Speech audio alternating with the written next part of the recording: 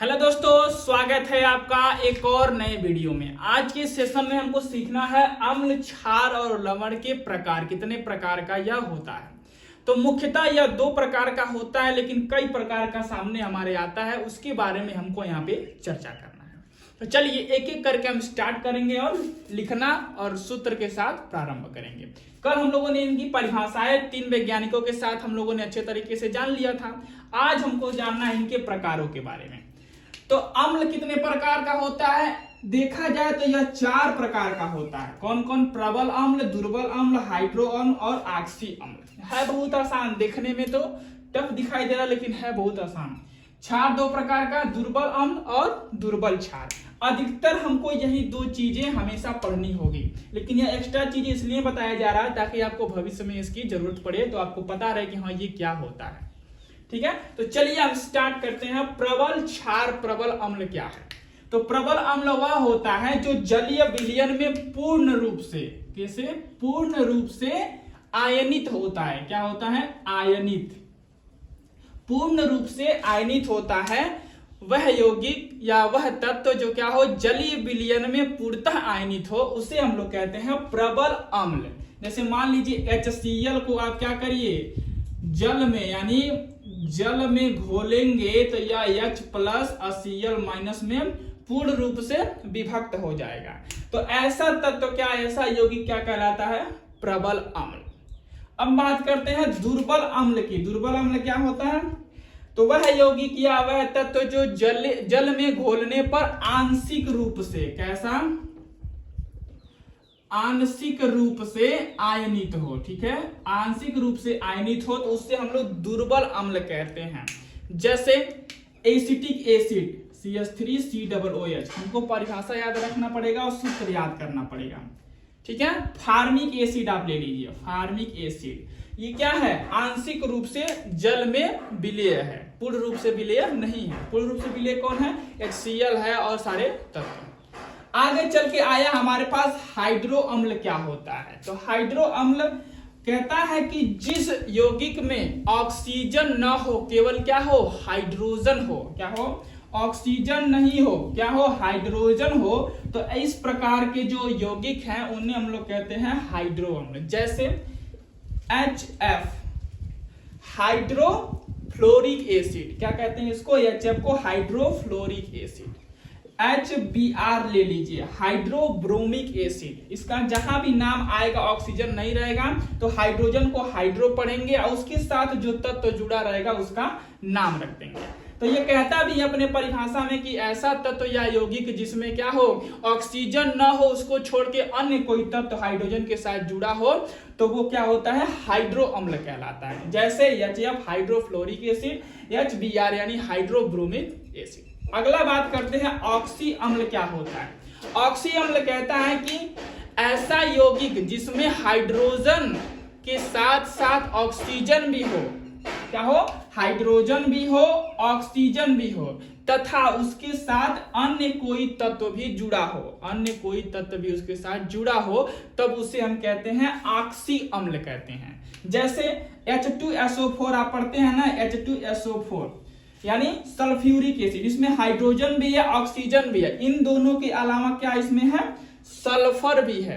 अब मान लीजिए HNO3 लिया जा रहा है, HNO3 यानी नाइट्रिक एसिड। इसमें हाइड्रोजन भी है, ऑक्सीजन है और नाइट्रोजन भी है। तीन तत्व मिला हुआ है। इस प्रकार के तत्वों को हम क्या कहते हैं? ऑक्सी अम्ल कहते हैं।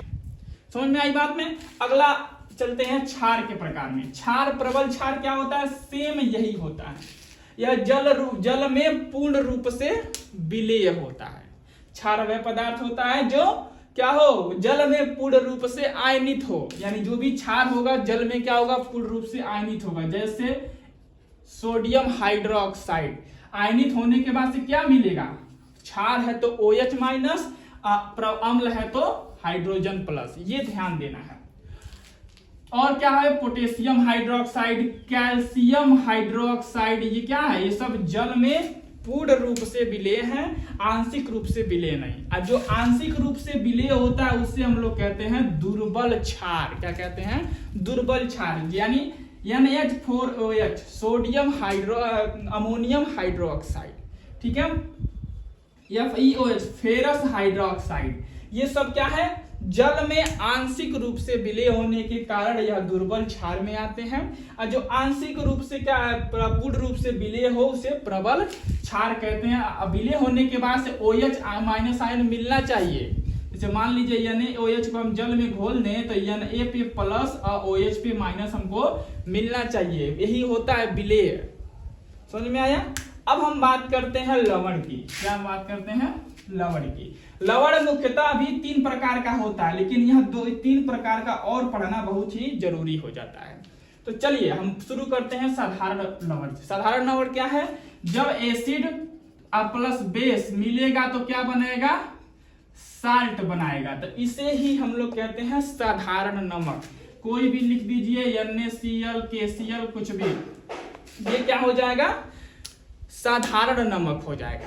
अब बात करते हैं अम्लीय लवण की। अम्लीय लवण क्या है, ऐसा यौगिक जिसमें हाइड्रोजन क्या हो, विस्थापनशील अवस्था में पाया जाता है, तो उसे हम लोग कहते हैं अम्लीय लवण। इसका उदाहरण अगर आप देखेंगे तो हो जाएगा NaHSO4। अब बात करते हैं क्षारीय लवण का। क्षारीय लवण कहता है इसमें हाइड्रोजन जब विस्थापनशील अवस्था में है तो इसमें OH क्या होगा, विस्थापनशील अवस्था में पाया जाएगा। इसका उदाहरण हो जाएगा CaOHNO3। क्या हो जाएगा, CaOHNO3। आप कहेंगे अभी नाम नहीं बताना है, तो नाम आपको कमेंट बॉक्स में बताना है, इसका नाम क्या है, इसका नाम क्या है। ठीक है। अगला बात करते हैं द्विक लवण।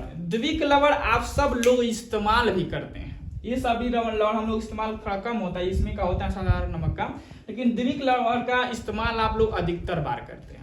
जैसे फिटकरी, आप जानते हैं ना, फिटकरी अरे जो भी होगा, फिटकरी क्या होता है, पोटास एलम यानी K2SO4 L2SO4 का होल थ्राइस इंटू 24H2O, यह सबको याद होता है पोटास एलम का सूत्र, जिसे हम लोग फिटकरी कहते हैं। तो फिटकरी द्विक लवण है, तो ये किस अवस्था में पाया जाता है, क्रिस्टल अवस्था में पाया जाता है। तो ऐसा चीज जो क्या हो, क्रिस्टल अवस्था में पाया जाता हो, उसे हम लोग द्विक लवण कहते हैं। जैसे कि हो गया फिटकरी, पोटास एलम, या मोहर लवण। क्या होता है, एक मोहर लवण भी इसका उदाहरण है।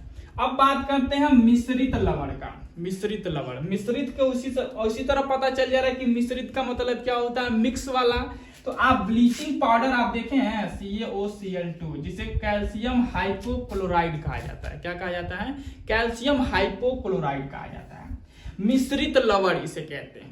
यानी जो ब्लीचिंग पाउडर हमारा है वो कई प्रकार के क्रिस्टल से भी मिलके बना है, साधारण नमक इस सारा का मिक्सर है, यानी मिश्रित लवण हो जाता है।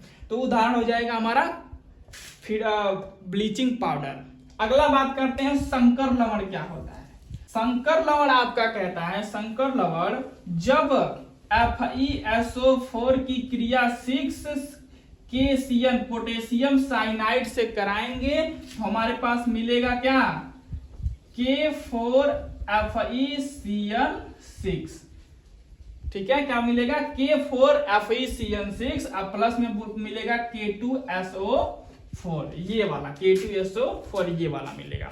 तो इस प्रकार के क्रिस्टलीय अवस्था में जो पाया जाता है उसे संकर लवण कहते हैं। बहुत बार पूछता है कि संकर लवण का कोई उदाहरण बताइए, तो क्या हो जाएगा, K4FeCN6।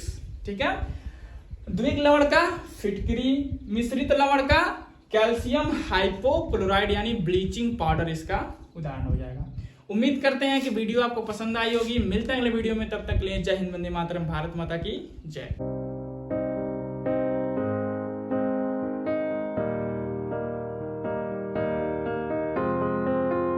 I will run, I will